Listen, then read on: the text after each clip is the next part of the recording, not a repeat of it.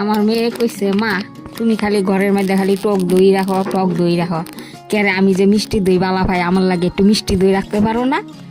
তা আমি পরে চিন্তা করলাম মিষ্টি দই আবার রাখন লাগে, খারো আমি দেখি মনে মনে ভাবতেছি খারো দেখি কি করন যায়। পরে একটু কড়ার মধ্যে চিনি নিলাম পরিমাণ মতন, একটু দুধ নিলাম, নিয়ে চিনিটারে গরম কইরা পরে দুধটা ঠান্ডা হইলে দুধটা ঢাইলা দিছি, দেওয়ার পরে রাখলাম এক জায়গায় বসায়া চুপ কইরা। পরে ঘরের মধ্যে একটু টক দই একটা পাত্রের মধ্যে আসিনি, আবার যায় দিই ফ্রিজের ভিতরে আবার একটুখানি বাজ্যা হয়েছে। আমি কই শালা এই টক দই লিয়ে যে কেঁচাল কাজ্যা লাগে ঘরের মধ্যে, আর এই টক দই আর রাখুন না, এই দই একেবারে মিষ্টি বানায় ফেলাম। পরে এই পাত্রটার মধ্যে থেকে একটু দই নিয়ে যাই এই যে এরকম করে একটু ঘষা বাটিটার মধ্যে দিছি।